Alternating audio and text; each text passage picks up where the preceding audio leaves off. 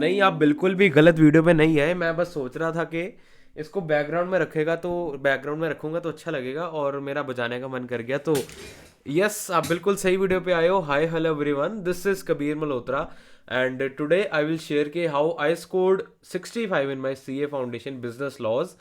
और मैं अपनी स्ट्रैटेजी भी एक्सप्लेन करूंगा, और मैं ये भी बताऊंगा कि क्या मैं कुछ ऐसा कर सकता था जिससे मैं ये 65 का स्कोर 75 85 तक लेके जा सकता था। क्योंकि कुछ नंबर मैं वहाँ पे खुद डोनेट करके आया हूँ आईसीआई को कि मेरा नंबर काट लो। तो यस, वो गलतियाँ भी मैं बताऊंगा, सब कुछ एक्सप्लेन भी मैं करता हूँ। और अब मैं आपको मिलूंगा लैपटॉप स्क्रीन पे इन 3 2 1। I guess I am visible. Yes, yes, yes, I am.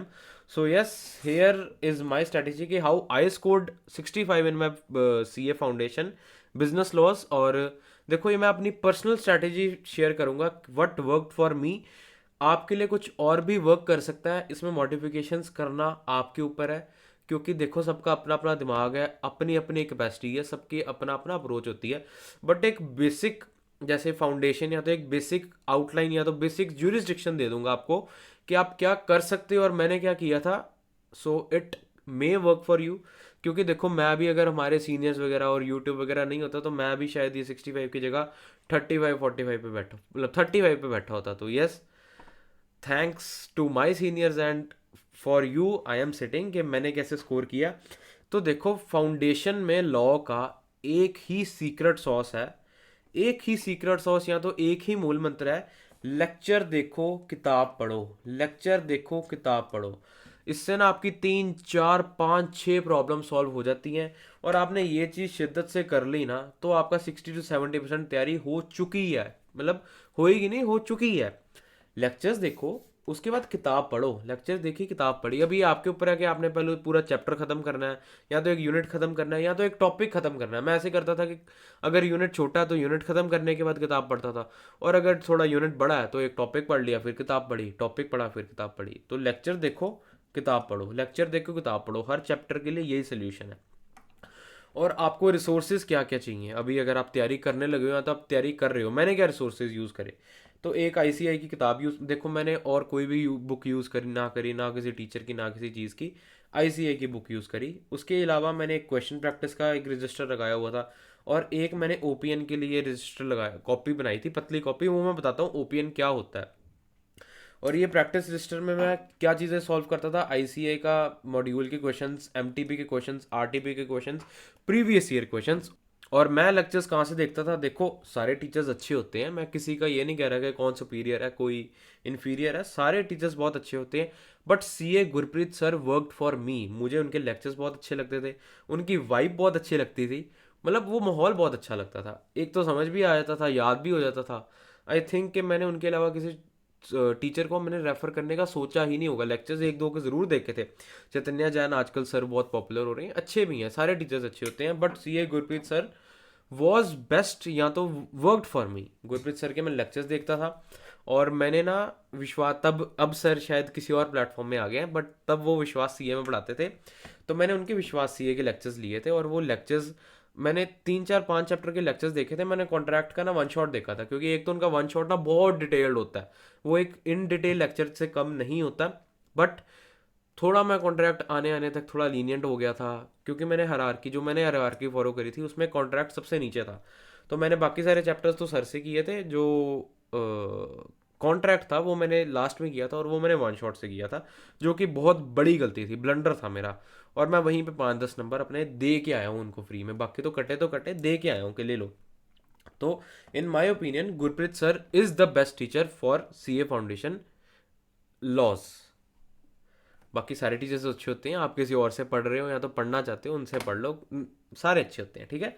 मैंने क्या हायरार्की फॉलो करी, मैंने पर्सनली सबसे पहले मैंने कंपनीज उठाया। उसका रीज़न ये है कि एक तो वो इंटरेस्टिंग चैप्टर है, प्लस हम वहाँ पे भी शेयर कैपिटल वगैरह पढ़ लेते हैं, पढ़ रहे होते हैं, तो थोड़ा इंटरेस्टिंग होता है कंपनीज। वैसे ही थोड़ा कंपनीज में इंटरेस्ट है, तो कंपनीज उठाया। उसके बाद मैंने सोगा उठाया क्योंकि ये थोड़ा बोरिंग भी है, मतलब for me it was boring and थोड़ा सा मुश्किल लगता है मुझे, क्योंकि इसमें केस स्टडीज़ भी थोड़ी मुश्किल आती है, प्लस मुझे थोड़ा सा मुश्किल लगता है। तो पहले कंपनीज उठाया इंटरेस्ट बनाने के लिए, फिर सोगा उठाया क्योंकि रिदम बनी हुई थी कंपनी से, तो सोगा कर लिया। फिर थोड़ा सोगा करने के बाद बोर हो गया, उसके बाद मैंने उठाया एलएलपी, क्योंकि वो चीकू लेवल का चैप्टर है, आसान सा चैप्टर है, 2 दिन में 3 दिन में खत्म हो जाएगा। उसके बाद मैंने पार्टनरशिप उठाया क्योंकि मेरे जो अकाउंट्स में था उसमें मैं पार्टनरशिप शुरू कर दिया था।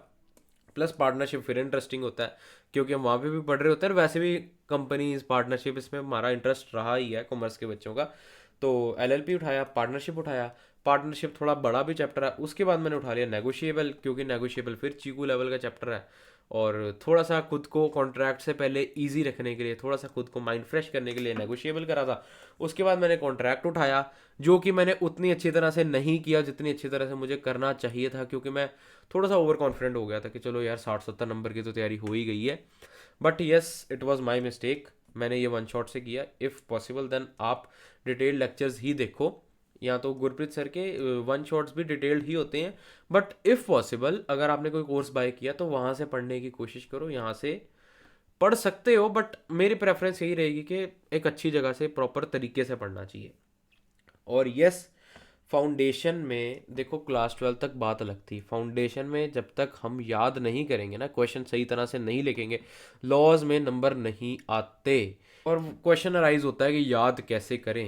देखो रट्टा मारना नहीं पड़ेगा। जो मैंने लेक्चर देखो किताब पढ़ो वाली स्ट्रैटेजी बताई है ना, उससे रट्टा क्यों नहीं मारना पड़ेगा। देखो यार, रट्टा मारना नहीं पड़ता, समझते समझते, जैसे अगर हम बुक पढ़ लेते हैं ना, काफ़ी कुछ हमारे दिमाग में बैठ जाता है। मेरे साथ पर्सनली ऐसे होता था कि जब मैंने बुक पढ़ी हो लेक्चर के बाद, तो फिर जब मैं लिखने क्वेश्चन बैठता था, या तो मतलब कुछ भी होता था ना, मैं आंखें बंद करता था, मेरे दिमाग में बोला पेज आ जाता था कि मतलब एग्जैक्ट पेज पे एग्जैक्ट जगह पे कौन सी लाइन लिखी हुई है। तो कीवर्ड्स एटलीस्ट दिमाग में आ जाते थे। तो इस वजह से रट्टा मारने की ज़रूरत ही नहीं पड़ेगी, ये लाइन रट्टा मारी, ये लाइन रट्टा मारी।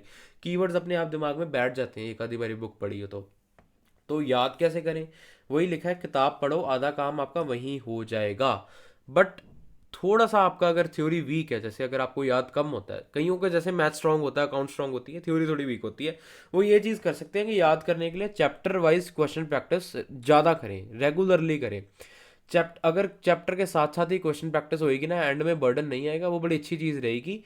और हमने क्वेश्चन प्रैक्टिस कहाँ से करनी है? एमटीपी से क्वेश्चंस निकालो, आरटीपी से निकालो, प्रीवियस ईयर से निकालो, और कोई क्वेश्चन अगर और एग्जिस्ट करते हैं तो वहाँ से भी कर सकते हो। बट एमटीपी आरटीपी देखो, 2 एमटीपीज आती हैं, और अगर आपने पिछले 5 अटैम्प्ट की भी कर ली तो 10 तो आपके पास एमटीपीज हो गई, प्लस 5 अटैम्प्ट के प्रीवियस ईयर, 15-20 पेपर तो आपके पास ऐसे ही हो गए।